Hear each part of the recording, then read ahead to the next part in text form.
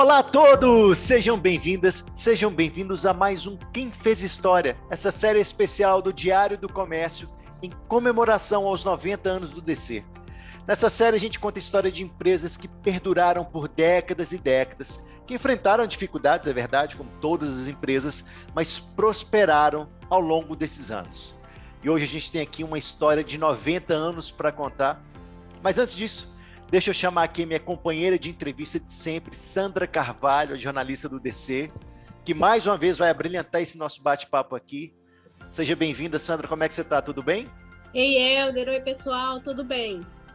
Maravilha, está preparada para um bate-papo com um cafezinho? Bora, e mais importante, vai ser o primeiro bate-papo do setor de agronegócios na série e uma cooperativa, que é melhor ainda. Pois é, a gente sempre conta aqui histórias de empresas, hoje a gente vai contar a história de uma cooperativa, a gente está falando da Cochupé, a Cooperativa Regional de Cafeicultores de Guaxupé. A Cochupé reúne 17 mil cooperados de 300 municípios que ficam nas regiões do sul de Minas, do Cerrado Mineiro, das Matas de Minas e Vale do Rio Pardo, essa última já em São Paulo. Para a gente ter uma noção aqui da grandeza da Cochupé, a cooperativa que nasceu em 1932, está fazendo aniversário aí, 90 anos, junto com a gente, nossa contemporânea. A importância da Cochupé para o agronegócio mineiro em números, olha só. Somente no ano passado, ela recebeu de seus cooperados 5,6 milhões de sacas de café. Olha o tamanho do que a gente vai falar aqui hoje. E para contar essa história de 90 anos, a gente tem a honra de receber Carlos Augusto Rodrigues de Mello, presidente da Cooperativa Cochupé. Seu Carlos, prazer em receber você aqui na nossa casa, o DC. Por favor, se apresente para a nossa audiência. Bom dia, Helder. Bom dia. Muito prazer em estar com vocês, do Diário do Comércio, falando um pouco dessa história tão bonita da Cochupé e também, como você disse, contemporânea aí do Diário do Comércio. Exato, estamos fazendo 90 anos ambos. Exatamente. A nossa história, como a de vocês, é uma trajetória de sucesso, né? De muito desenvolvimento, crescimento e também, por que não dizer, de muito trabalho, de muita, no meu caso, da Cochupé, de muita confiança dessas 17 mil famílias que hoje representam essa cooperativa a Cochupé. Mais uma vez, é um prazer falar com vocês. Meu nome é Carlos Augusto, né? Estou nesta cooperativa também, como na história dela, há mais de 40 anos como cooperado. Maravilha. Estou há 31 anos na diretoria da cooperativa, depois fiquei um prazo de 16 anos como vice-presidente e agora como presidente. Eu quero lhe adiantar que essa história do organograma da nossa cooperativa, ela se troca muito pouco a história desses 90 anos. Foram 3 presidentes. Eu sou o terceiro presidente, né? E tive a honra e o privilégio de receber essa cooperativa das mãos de 2 grandes companheiros, 2 ícones da cafeicultura, que foi primeiramente o Dr. Isaac Ferreira Leite e depois meu companheiro, que ainda participa no conselho, Carlos Alberto Paulino da Costa. Mas, sem muitas delongas, eu quero dizer que a cooperativa, a história é bonita, sim, mas mais por conta dessas 17 mil famílias que representam a cooperativa, né? 17 mil famílias de pequenos microprodutores. Isso é muito bonito. Maravilha. Com certeza é muito bonito. Já começamos a falar da história, vamos começar do começo. Como, onde a Cochupé surgiu? Será que é a cooperativa mais antiga do estado? É? Precisar para você que é a mais antiga, eu não posso, mas eu acredito que ela está ranqueada entre as primeiras cooperativas do estado, se não a mais antiga, né? em ser. Então, é uma cooperativa antiga que se iniciou em 1932, não como uma cooperativa de produção, mas sim como uma cooperativa de crédito. Por que crédito? Aquele momento, 1932, foi pós uma crise muito grande, se não a maior, da cafeicultura brasileira, que ela foi em 1929. E daí, 1929 foi um desastre. Houve uma quebradeira geral A crise na Bolsa de Nova York, né? Isso. E aí, um grupo aqui de produtores juntaram-se e formaram-se uma cooperativa de crédito, por volta de 23 produtores, 24 produtores. E de lá elas veio até 1957 funcionando como uma cooperativa de crédito. A partir de 1957, passados 25 anos, aí então, dado a oportunidade, a necessidade, ela passa a ser uma cooperativa de produção, da qual, até os dias de hoje, já se passaram 65 anos como cooperativa de produção, mais 25 como cooperativa de crédito. E daí em diante ela foi crescendo, como eu disse no início, foi desenvolvendo, foi expandindo até outras regiões e chegamos até os dias de hoje. Eu queria perguntar a respeito desse momento aí, ainda da cooperativa de crédito. Esse crédito era para fomentar um setor cafeicultor ou era uma cooperativa de crédito voltada para todas as áreas? Não, Sandra, boa pergunta. Primeiro, bom dia pela oportunidade de estar com você aqui também nessa oportunidade. Eu quero destacar que a finalidade sempre foi o foco, foi o café. E como eu disse anteriormente, dada a necessidade, por conta de uma crise muito forte na cafeicultura, então havia necessidade de crédito para esses cafeicultores se restabelecer, para se voltar ao mercado. Então, foi uma história ao longo desses 25 anos de crédito direcionado, sim, para café, para os produtores de café. Hoje mudou, hoje já é um outro cenário. Por que surge essa necessidade de se transformar, de mudar o perfil da cooperativa em 1957? A partir de que ponto? Não vai ser mais cooperativa de crédito, agora a gente vai ampliar. E a questão do crédito ainda ficou na cooperativa? Como que isso passou a funcionar? A questão do crédito, eu posso lhes dizer que até hoje, a área de crédito que nós temos dentro da cooperativa, ela, se não a principal, é uma das principais áreas que o executivo nosso dedicado a essa área exerce dentro da cooperativa, visto a necessidade desses créditos aos nossos cooperados e, mais precisamente, aos produtores de café. Mas, em 57, com o advento, vamos dizer, daquela cooperativa de crédito, migrou-se, vamos dizer, com outros serviços levados a esses produtores. Naquele momento, em 57, a cooperativa já não tinha mais 24 cooperados fundadores, mas tantos outros, e naquele momento até em outros municípios já, não ficava diretamente ligada a Guaxupé. Foi uma cooperativa que hoje ela é em Guaxupé, mas ela foi expandindo ao longo da história. Em 57, se fazia necessário outros serviços, como exemplo, a armazenagem desse café.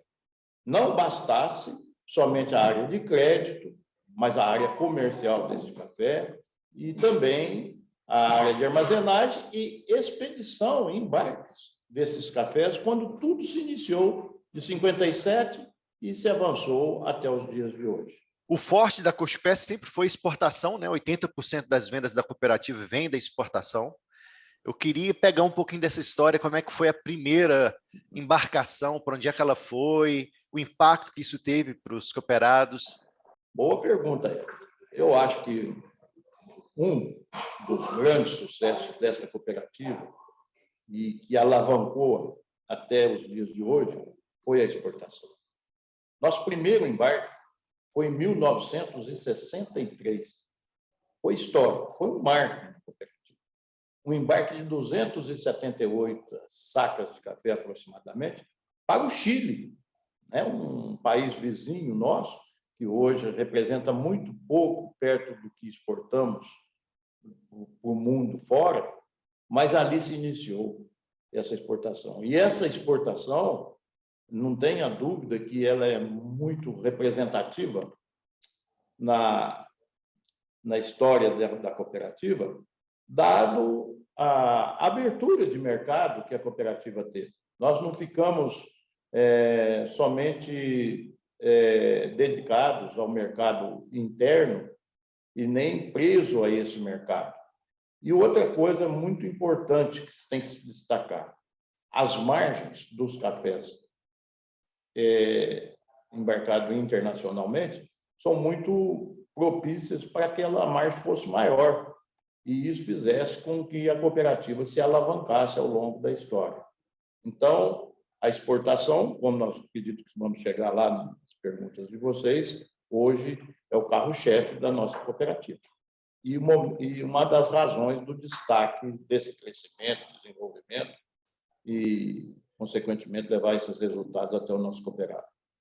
E para poder ter uma cooperativa é necessário muita organização, né? Principalmente uma cooperativa do tamanho da Cochupé, né? Com tantos associados.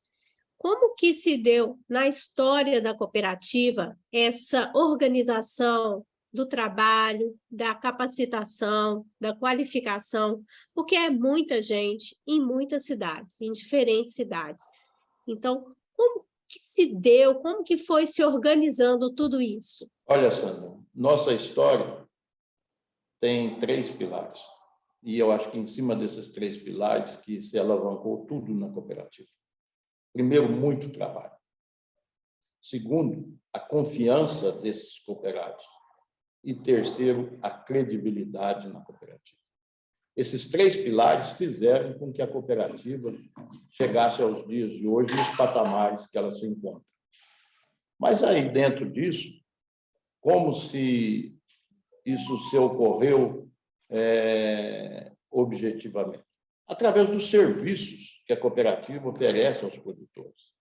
Hoje, a cooperativa, eu falo que os produtores têm na cooperativa a extensão das suas propriedades, em todo sentido. No sentido da produção, com assistência técnica, agrônomos, assistência financeira, assistência jurídica, todos os serviços que envolvem uma propriedade rural, e principalmente aqueles pequenos, ela envolve a cooperativa. E a cooperativa faz parte disso.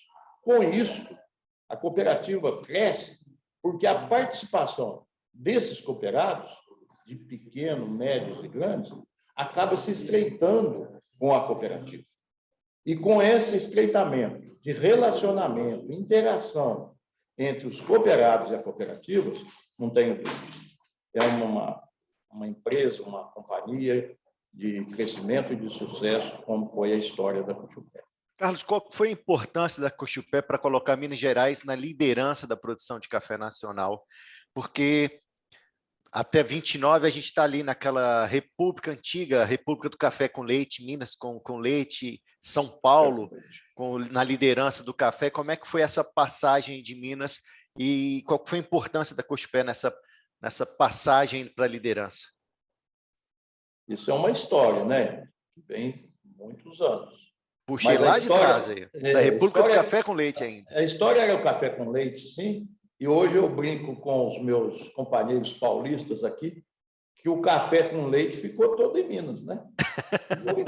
A cana foi para São Paulo, eles, lógico, respeitamos muito São Paulo, mas na cafeicultura, hoje, a Minas Gerais tem um papel de destaque e de vanguarda na cafeicultura. Mas antes disso, quando se existia a política café com leite de São Paulo, Minas, também teve um outro estado que se desenvolveu na cafeicultura e foi muito forte, a ponto desta ameaça que você está falando, que foi o estado do Paraná. Mas o Paraná vinha numa cafeicultura crescente, uma cafeicultura muito forte, mas com relação, com o evento climático, que foram as geadas, mais precisamente em 1975, 78, a cafeicultura do Paraná mudou para a questão de grãos e praticamente ainda tem um café no Paraná, sim, mas um percentual bem pequeno, e isso acabou migrando tudo para Minas. E não só no sul de Minas. A cafeicultura, na época do café com leite, que você se referiu, era sul de Minas e São Paulo, né? Essa região nossa que envolve aqui a média mogiana paulista, aqui a área de Rio Pardo, São José do Rio Pardo, Franca e o sul de Minas. Mas com o advento da cafeicultura vir para cá, há uns 1990, um pouco antes, esta cafeicultura mineira migra-se também para o Cerrado Mineiro, uma cafeicultura muito forte, e que a cooperativa se faz presente lá. E aí, então, de lá também expande para as zonas da mata. Hoje, as 3 regiões fortes do café arábica do Brasil se concentram nessas 3 regiões, basicamente as 3 regiões, e que a cooperativa tem o privilégio de estar presente nisso. E para Minas Gerais, muito representativo o café. Café hoje nós estamos ranqueados ainda entre o 2º e 3º produto do PIB mineiro, dada a importância que o café representa do Estado e para o Brasil, né, e para o mundo, né? Hoje eu diria que o Estado de Minas Gerais deveria ser o 2º, 3º, se fosse um país, o 3º país do mundo em produção de café. E não obstante só o Minas Gerais, a minha cooperativa também, a nossa Cochupé, se fosse um país, hoje seria o 5º país do mundo em produção de café. Que então, fantástico. o café passou a ser muito relevante na economia mineira, né? Não só nas regiões em que ele está, mas como todo no estado. Esta foi a história da transição, vamos dizer, do café com leite, para, como eu digo aqui, café com leite agora ficou em Minas. Agora é tudo nosso, né? Então, ainda dentro dessa importância econômica da Cochupé para o PIB mineiro, eu queria que o senhor colocasse para nós qual que é a produção, quanto a cooperativa recebe atualmente, os últimos números que eu tenho, acho que são de 2021, de sacas recebidas, de embarques, e o percentual do café da Cochupé para a produção de café em Minas e no cenário nacional. O senhor pode passar isso para nós? Eu sou ruim de números, mas vou passar para você, Sandra. O ano passado, que foi 21, foi um ano de baixa da cafeicultura, e depois gostaria de destacar também o final, como que está sendo a performance de colheita deste ano, que também estamos com problema.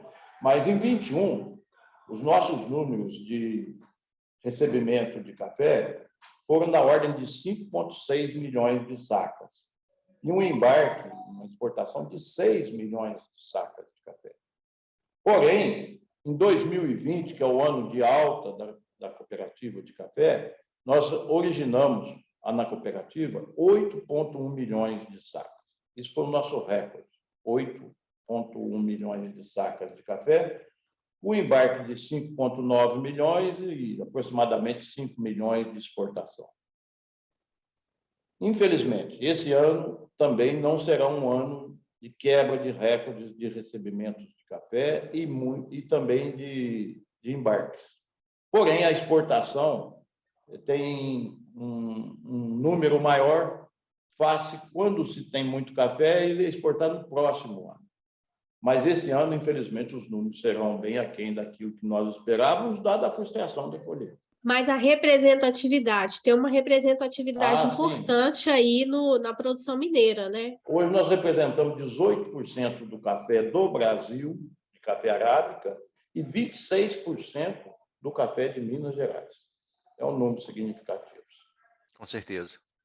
Dando um salto do ano de 1957 para 1978, quando foram inauguradas as instalações, né, digamos, mais profissionalizadas da Cochupé, em Guaxupé, eu queria saber por que isso foi importante na história da cooperativa, que está destacado lá na linha do tempo. Parece que foi um evento importante, porque quando teve essa inauguração, teve até a presença do vice-presidente da República da época, que era o Aureliano Chaves. Eu queria que o senhor comentasse para a gente sobre essa passagem. Realmente. Na cooperativa, como tem certeza que no Diário do Comércio, tem alguns marcos históricos que trouxeram o sucesso dos dias de hoje.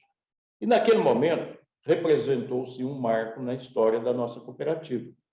Nós recebíamos, até então, cafés nos armazéns da antiga rede ferroviária da Mogiana Paulista, aqui em Guaxupé, cujo tinha um terminal e tinha armazéns. Não obstante a esses armazéns, nós fizemos a primeira construção de um armazém de armazenamento em Guaxupé, próprio da cooperativa, da Cochupé. E aí, então, recebíamos todo o café da região, todo o café que se comercializava dentro da cooperativa, nesses armazéns em Guaxupé, tanto na área da rede ferroviária, naqueles armazéns, como no nosso próprio, em Guaxupé. Isto foi muito importante para aquele momento. E aí nós tivemos, com muito orgulho, a presença de um vice-presidente naquele momento. Isso era muito importante e significativo, e visto que o vice-presidente da República foi um grande mineiro aqui de Três Pontas, também correlacionado a café, enfim, foi um grande marco, e que a cooperativa se destacou naquele momento na história dela. Vamos dar um pulinho aqui na linha do tempo da história da Cochupé. Em 2005, a cooperativa chegou a 10 mil produtores cooperados, né? Foram mais de 5 décadas para chegar nesse patamar. Só que em 2022 já são 17 mil cooperados, ou seja, em 15 anos houve um boom, um crescimento aí de 70% no número de produtores e associados. O que aconteceu aí, seu Carlos? Conta para a gente aí como é que vocês conseguiram essa alta expressiva em só 15 anos. Olha, isso é uma história que eu tenho aqui que, com muita humildade, reconhecer o trabalho de dois grandes companheiros que nós tivemos na cooperativa, com muita visão, com muita prudência, pé no chão, e trazer essa cooperativa até os dias de hoje. Eu me refiro aqui primeiro, inicialmente, como eu disse, ao doutor Isaac, que foi o primeiro presidente, e ao Carlos Paulino, que é meu companheiro, fomos aqui nesse período aí que você está se referindo. A cooperativa teve alguns marcos, né? Nós iniciamos aqui na gestão do Carlos, eu era vice-presidente e ele, em 2003. E aí, a cooperativa, nossa missão era trazer esse cooperado o mais próximo possível da cooperativa. Fazer com que ele tivesse o espírito de pertencimento da cooperativa. O cooperado é o dono da cooperativa. Mas, se ele fica distante, tudo fica mais difícil das nossas conquistas. E, nesse período, aí, então, foi um trabalho de levar muitos serviços, bastante serviços a esse produtor. Entendíamos que a assistência técnica nossa tinha que ser fortalecida, ela já vinha sendo, mas incrementamos mais ainda.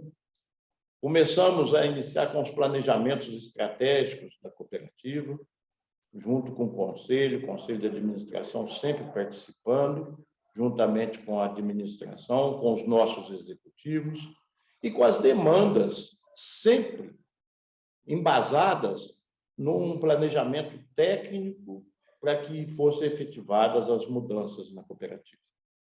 E de lá para cá, aí foram uma sequência de mudanças que a cooperativa obteve. Nós incrementamos. Eu destaco aqui algumas. Dentre elas, foi uma grande mudança em 2008.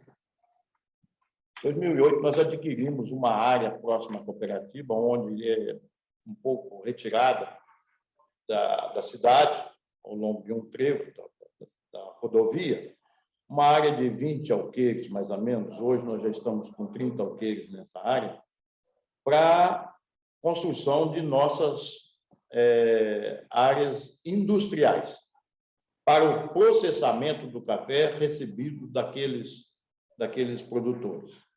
Isso tem que ter o benefício desse café para atender os nossos clientes, tanto fora como internamente no país.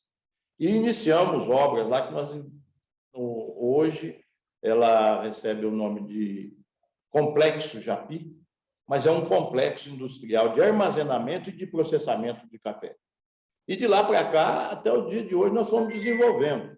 Hoje eu tenho uma capacidade estática nesses armazéns de 6,3 milhões de sacas de café.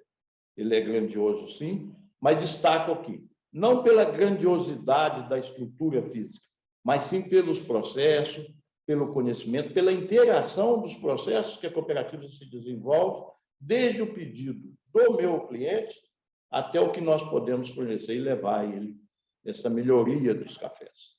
Isto fez com que a cooperativa saísse de 10 mil, como você falou, cooperados, e chegássemos até os dias de hoje.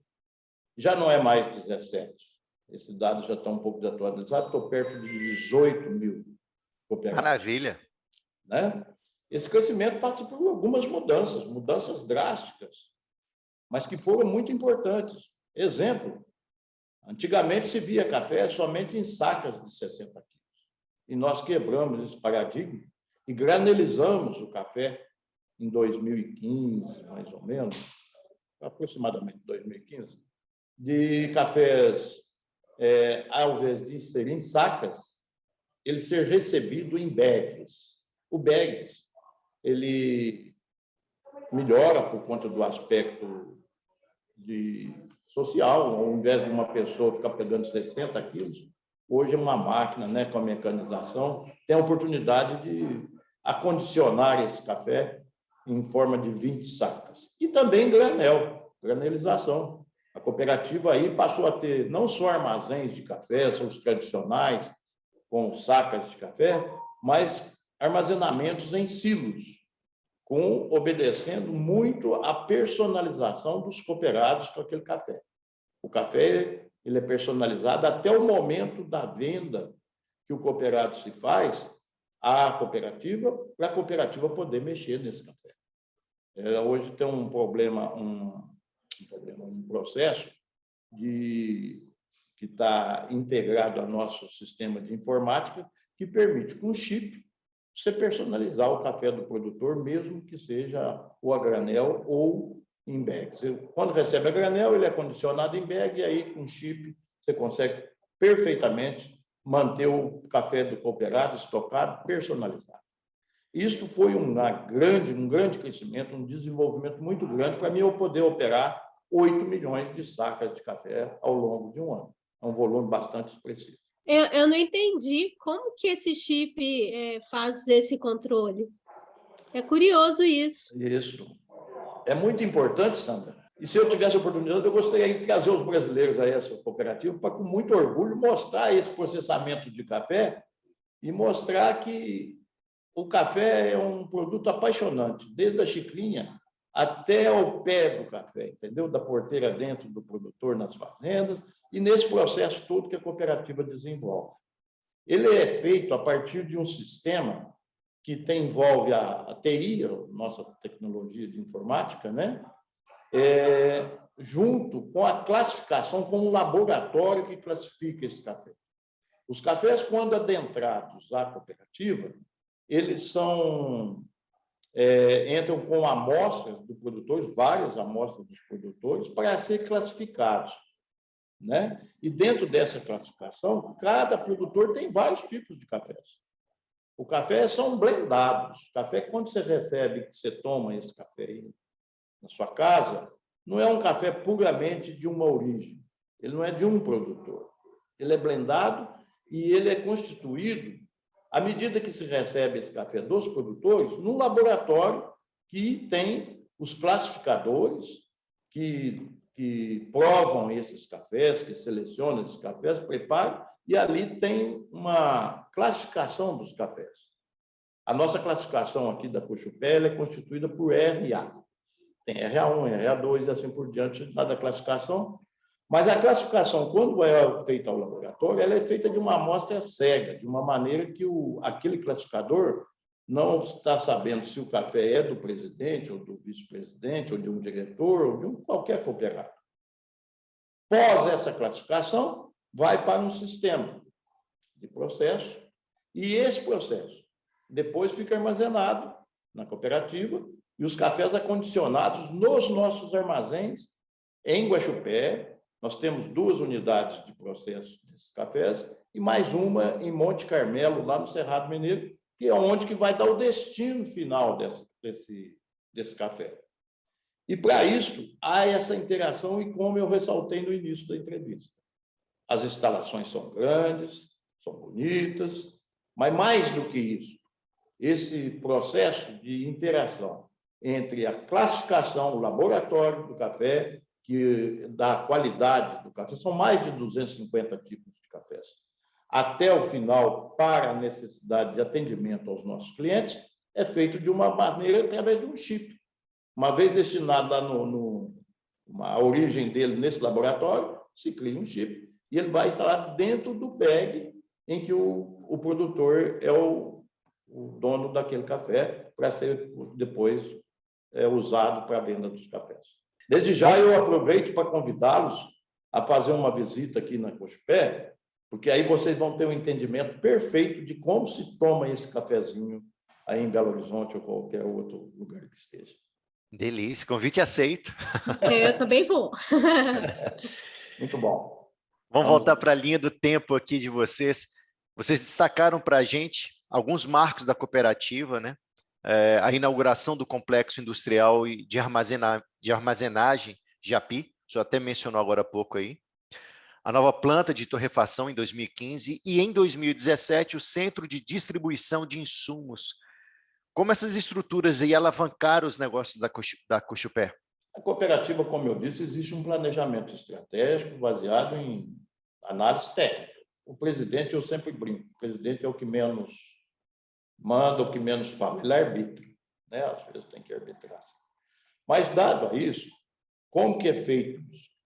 Vêm as demandas, a cooperativa se cresce, o conselho acompanha, nós temos reuniões mensais com o conselho de administração. E aí o conselho de administração tem o objetivo de traçar as estratégias da cooperativa. À medida que esse crescimento veio havendo na cooperativa, houveram as necessidades. Primeiro, verticalização. A torrefação sai de uma verticalização do café. Eu vender café in natura ao mundo, muito bom. Mas se eu puder agregar mais valor a esse produto e levando isso, consequentemente, ao meu produtor rural, é lógico que eu vou aumentar a adesão desse produtor à cooperativa. E a torrefação é feita nesse sentido. Nós temos um banco de variedades de café dentro da cooperativa enorme, dado a escala que a cooperativa hoje trabalha. Né? Num cenário de 6, 8 milhões de sacos, nós temos essa oportunidade. Para isso, nós precisamos industrializar esse café e agregar valor ao nosso cooperado. Então, daí a necessidade que foi, e nós partimos para isso, e hoje a nossa torrefação, eu acredito que ela seja das mais modernas do mundo, e nós já estamos ranqueados aí no Brasil como a 5ª maior planta de torrefação de cafés, torrado e moído. No Rio, nós tivemos foco primeiro, já é a 3ª, e agora nós vamos expandindo à medida da necessidade para outras áreas. Essa é a torrefação nossa, que tem o nosso produto, que é o Prima Qualidade e o Evoluto, e que tem aí o Brasil todo. A questão dos centros de distribuição de insumos também foi dada uma necessidade. A cooperativa, com esse volume de café, o volume de insumos necessários às propriedades dos nossos associados torna-se grande. E o que fizemos? Nós elaboramos aqui em Guaxupé uma planta bem grande de distribuição de insumos à região do sul de Minas e Metropolitana Paulista.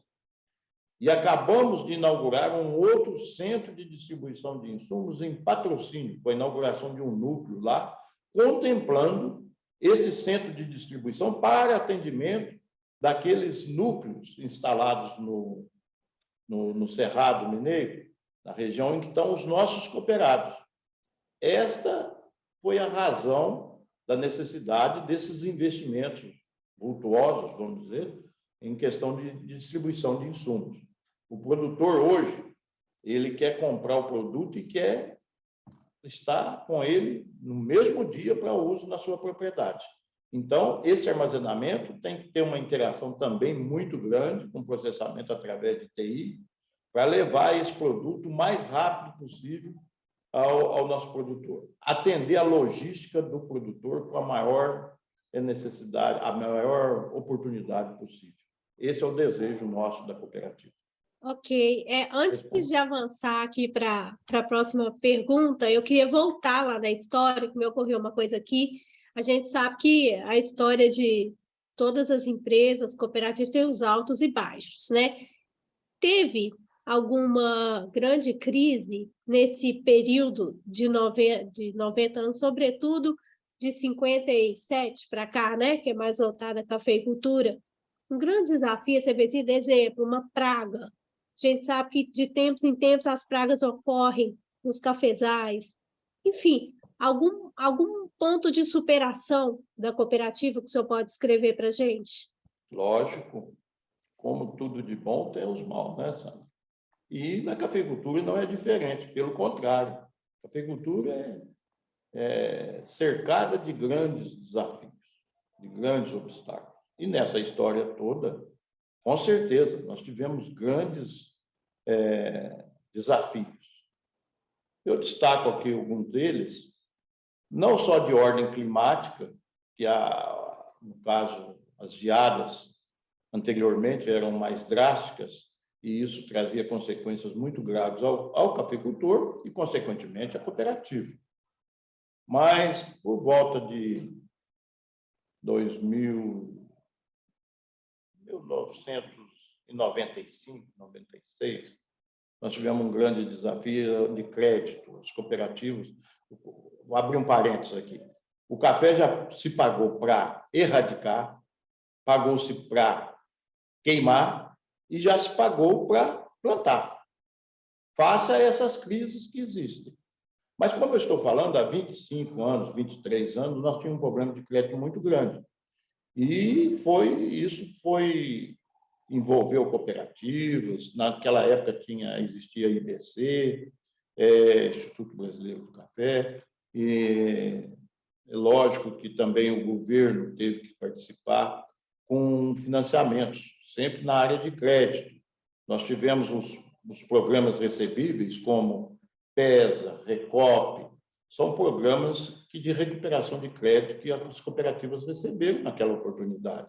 E isso foram bastante significativo e contribuíram para que a cooperativa passasse aqueles momentos, não a cooperativa, mas os produtores, e chegasse até os dias de hoje da maneira como chegamos. Recentemente, nós tivemos um grande problema, né? Que o Brasil teve, o mundo teve. E do que eu estou me referindo? Dessa pandemia. Nós aqui fomos felizes, não tivemos tantos problemas, mas bastantes transtornos, e superamos com sucesso, com relativo sucesso. Mas a cafeicultura é cercada assim, de grandes momentos, vamos dizer, de crises. Não gosto muito dessa palavra, mas, infelizmente, às vezes tem que se usar. E mais uma vez, quais são os 3 pilares que eu falei para que a cooperativa se sustente? É muito trabalho, muita confiança e muita credibilidade. Se não for isso, a cooperativa ela tem que dar liquidez ao produtor, enfim.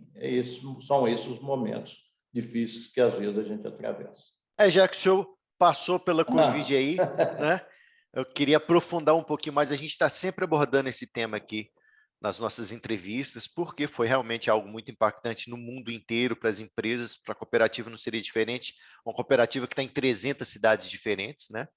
Como é que vocês lidaram nesse período da Covid? Na minha vida, acredito que um dos problemas de saúde mais sérios que eu passei, e com certeza vocês também até então... O senhor também pegou Covid? Eu peguei Covid, graças a Deus fui bem sucedido. Graças a Deus. E estou com as 4 vacinas, né?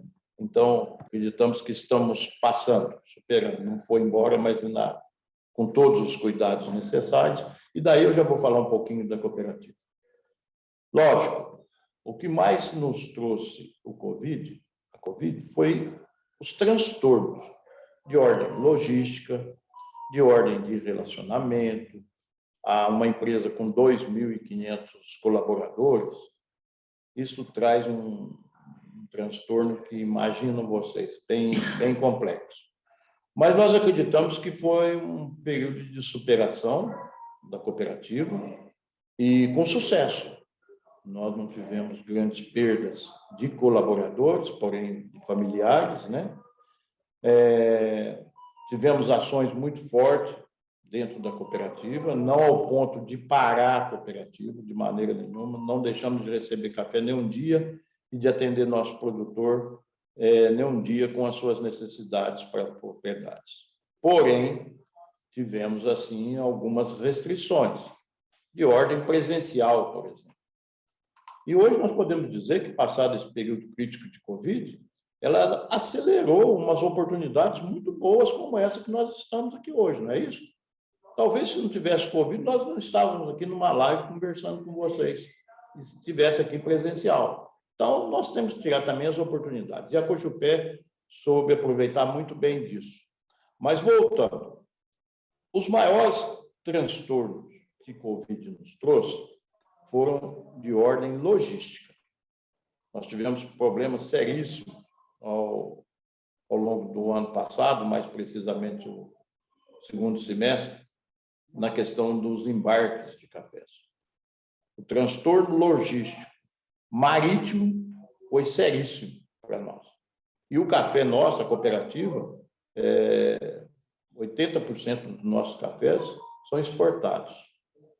E isso, você imagina o transtorno que traz, não só a questão de estrutura, porque eu preciso ter uma estrutura física muito grande para suportar um estoque passado de uma safra e mais aquele que a gente recebe. E segundo, o transtorno financeiro. O café hoje, nós só recebemos esse café quando ele chega ao destino final. Lá no final, que é aí, quando o comprador recebe esse café, que nos paga. Então, esse foi um grande desafio, que ao longo desse primeiro semestre desse ano, correu-se bem, superou e hoje encontra dentro da normalidade. Mas nós tivemos bastante restrições e cuidados com os nossos colaboradores e também com os nossos cooperados, né? E também as comunidades. A cooperativa, hoje, não basta gerar resultado. Onde ela se faz presente, nós estamos em 300 municípios. Eu tenho 49 núcleos instalados ao longo desses 300 municípios. Eu tenho que participar, sim, da comunidade. A cooperativa tem que participar. Nós, na questão de saúde, por exemplo, tivemos a oportunidade e o dever de participação na área de saúde, com doações não, mas com participação nesses hospitais de rede pública hospitalar para atendimento à Covid. Eu acho que era um momento, e o Conselho de Administração entendeu muito bem isso, e fizemos 2 participações às comunidades onde está presente a cooperativa. A cooperativa nessas cidades pequenas, de 10, 15 mil habitantes, ela é muito presencial, muito marcante na vida das pessoas, não só daqueles colaboradores diretos ou dos cooperados, mas na vida do comércio, do supermercado, enfim, de tudo. E a cooperativa tem que estar presente. E, graças a Deus, nós tivemos a oportunidade de participar disso. Lógico, num momento de dificuldade, de perdas, mas foi a maneira como nos encontramos de participar, a cooperativa participar nas comunidades onde se faz presente. Esse transtorno logístico que o senhor mencionou em razão da Covid-19 foi a crise dos contêineres, que ainda está se desenrolando? Uma delas, Sandra. Eu vou descrever um pouquinho sobre essa, porque essa foi a principal, né? Chegávamos ao ponto de não ter containers, ou containers superavitados às tarifas, um container que era da ordem de daqui à Europa, a Antuérpia, Amsterdã, que fazia assim por 2, 3 mil dólares. O custo passou-se para 10 até 12 mil dólares. E para isso é preciso que venha a criatividade. E que eu falo, em todo mal tem um bem. Se não fosse a pandemia, esses embarques estão com tanta dificuldade, talvez nós não tivéssemos criado uma operação intitulada como Break Bulk, né? E aí sim, a Cochupé, mais uma vez, foi vanguarda. No caso, são aquelas bags, né? Isso. Uma parceria com um parceiro nosso, um trade, idealizamos um embarque de 110 mil sacas daquela forma. 110 mil sacas, que na história do café, tem uma foto histórica, quando são içadas o café do porto até o navio, dentro de uma marril, de 20 sacas de café. Essa é a história que tinha antigamente, punha no porão dos navios. O que nós fizemos? Adaptamos para os bags. E aí se começou a avançar, foi um sucesso. De um break, nós partimos para 2, fomos para o terceiro, e aí os contêineres começaram a aparecer, começaram a cair os preços, e chegamos até os dias de hoje, não está resolvido, diga-se de passagem, ainda temos problemas, mas amenizou, e, consequentemente, a cooperativa, ao longo desse primeiro semestre, embarca-se mais de 5 milhões de sacas de café, quase 6 milhões de sacas de café. Foi uma maneira encontrada que resultou na participação de todos e, consequentemente, melhora essa questão de crise de embarques marítimos. E essa questão da pandemia puxa muito para a questão de responsabilidade social, governança corporativa e também responsabilidade ambiental, né? E aí eu queria puxar para o assunto da agenda ESG, né? Que muito bem.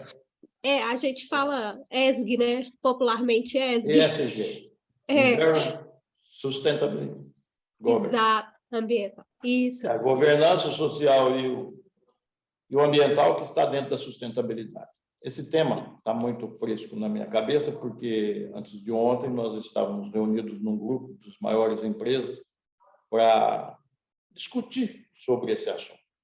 E eu posso te dizer, e aí, mais uma vez, eu convidaria a todos que possível para conhecer a história, como se processa dentro de uma cooperativa. Cooperativas, e eu estou aqui extrapolando não só a Cochupé, como as demais, processa esses processos de sustentabilidade de muitos anos. A história da cooperativa se foi por isso.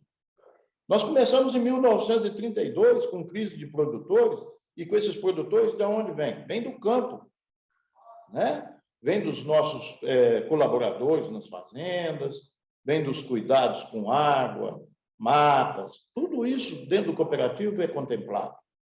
E a cooperativa, o ano passado, nós fomos contemplados como primeiro no ranking de ESG do país, face a isso, face ao que ela tem se desenvolvido ao longo dos 3 pilares.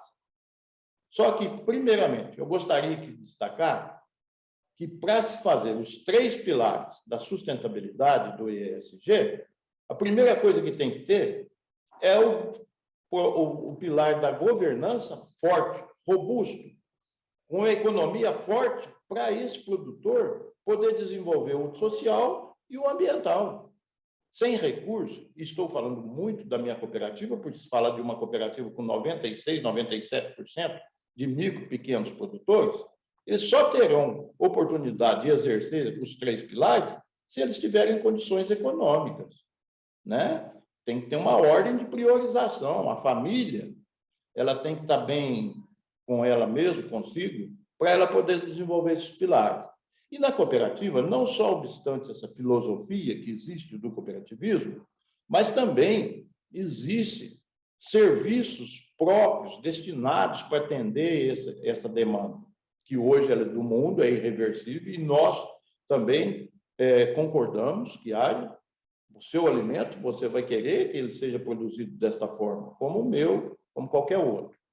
E dentro disso precisa ser ações diretas e efetivas, né? No pilar ambiental, nós somos totalmente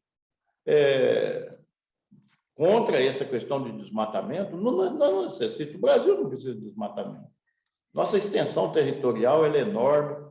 Nós temos o privilégio de ser um país tropical muito rico, nossas terras, enfim. O ambiental atende, e a cooperativa nossa, nós temos tratamento aqui de específicos na área ambiental, na questão de cuidados com nascentes de água, rios, e participa efetivamente da vida do produtor, contribuindo com cercamento daquelas áreas de nascentes, enfim, tem esse cuidado. No social, social já há muitos anos, senão uma cooperativa de 97% não teria sucesso, são pequenos produtores, né? Então, o aspecto social dentro do ESG ou da sustentabilidade, dentro de uma cooperativa, eu acredito que seja a maior contribuição que a gente possa dar ao país e uma sociedade melhor, com qualidade de vida, vem através das cooperativas, não somente da Cochupé.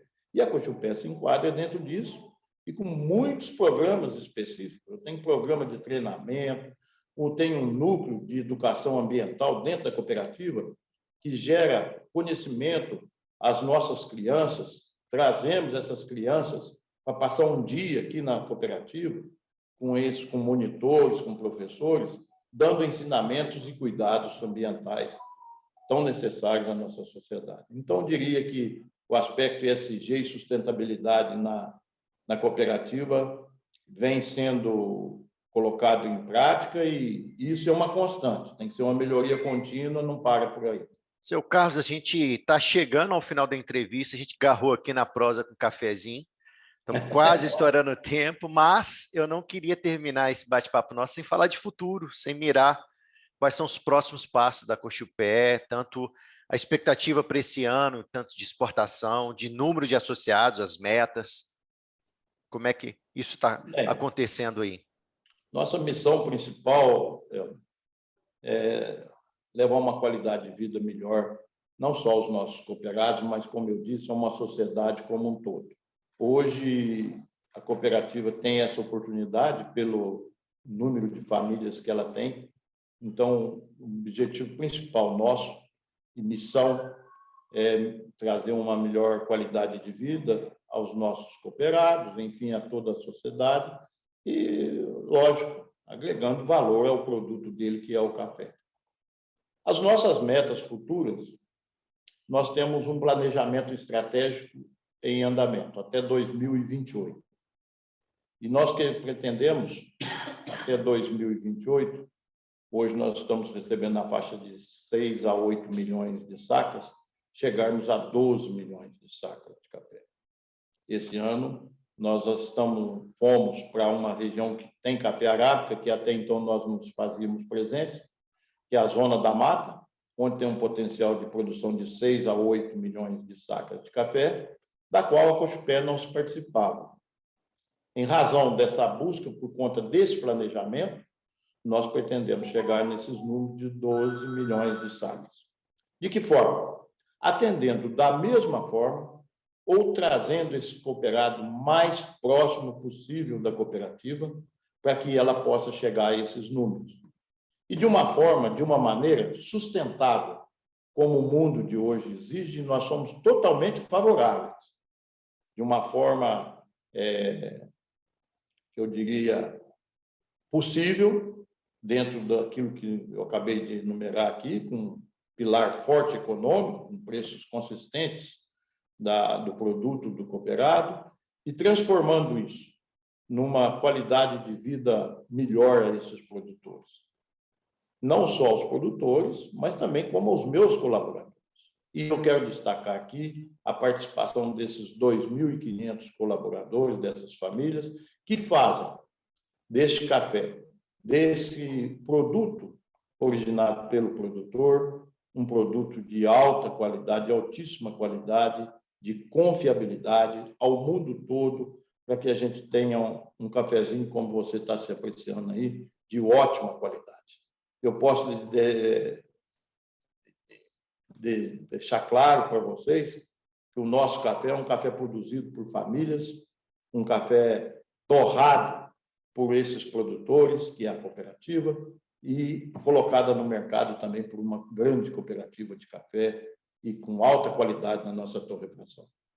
Esse é o desejo nosso.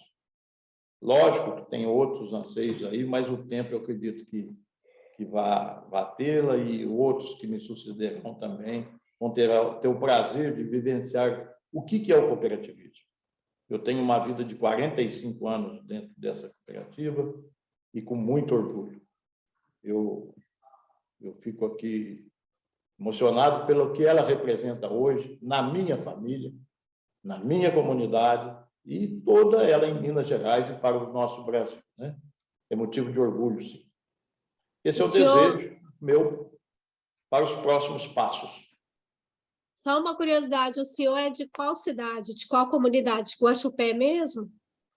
Não, nós temos, por estatuto, a Cochupé tem 9 diretores, 6 conselhos fiscais e 9 administração, cada um de uma região. E o povo de Guaxupé é um povo muito, muito benevolente, povo fantástico. Os 3 presidentes que a Cochupé teve, sendo essa grande cooperativa, não são de Guaxupé, mas nós já recebemos títulos de cidadãos guaxupeanos e ajo como tal. Minha terra é Cabo Verde, uma cidade que se dista 45 quilômetros de Guaxupé. Estou entre Guaxupé e Poços de Caldas, uma cidade de muito café, né? Não poderia ser diferente. Foi o 3º núcleo em expansão da Guaxupé, mas presentes demais em Guaxupé. E os outros diretores também, Sandra, são de uma maneira regionalizada para ser representativa à cooperativa.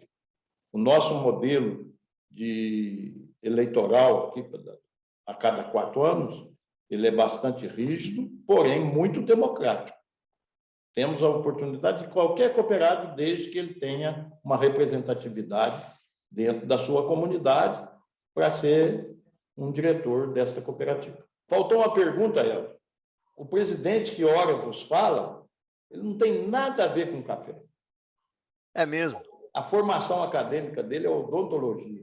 E todos que têm contato comigo, né, falam, por quê? Porque a minha vida foi dedicada à cafeicultura desde o início, né? Então, a formação acadêmica é odontologia, mas a vida é café, café e café. Mas enquanto você já estava na cooperativa, você estava estudando odontologia? Sim, eu perdi o pai muito cedo. Com 14 anos eu perco o pai era odontólogo, e perdi o pai, já tinha fazenda, minha mãe que cuidou, e eu muito próximo, meu pai era muito próximo a essa cooperativa. Era um cooperado nato, meu pai adorava cooperativismo. E essa filosofia foi incutida na minha pessoa. Me formei, mas nunca deixei a cooperativa. E de lá para cá, sempre dedicado ao café, a essa Cochupé. História linda, seu Carlos. Interessante, é muito interessante saber disso.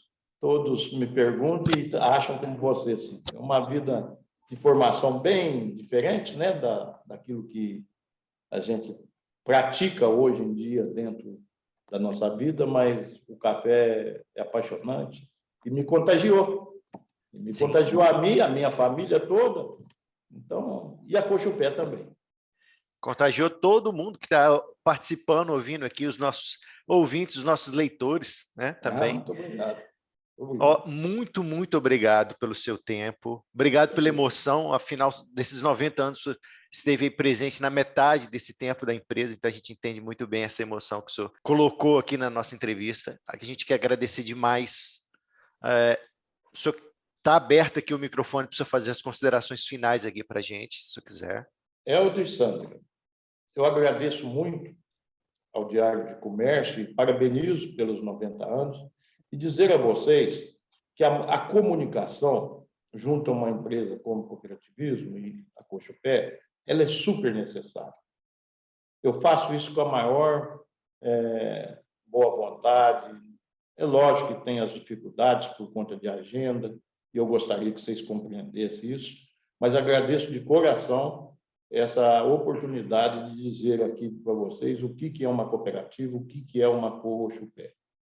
E fico, sim, emocionado, porque eu me dedico a minha vida toda a essa cooperativa e não tenho cobrança nenhuma a fazer. É um desejo nosso e estar sempre presente com vocês. E gostaria de dizer aos ouvintes, aqueles que recebem o Diário do Comércio, a mídia como um todo, em especial o Diário do Comércio, que é sempre prazeroso levar essa mensagem do café às famílias do mundo inteiro, visto que o café é a segunda bebida mais consumida do mundo.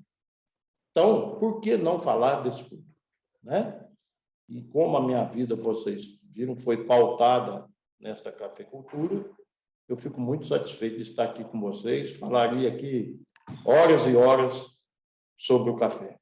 Muito obrigado. Obrigado, estaremos aqui sempre de pé à ordem para poder respondê-los a vocês, dentro do possível, do que a gente tem um pouquinho de conhecimento. A gente que agradece também os cumprimentos dos 90 anos, parabéns mais uma vez pelos 90 anos, a gente bem sabe que isso não é fácil, né? Muito, muito obrigado. Obrigado, Sandra, obrigado, Jefferson aí na técnica. A você, Obrigada. Nosso espectador, muito obrigado também, até o próximo Quem Fez História. Valeu!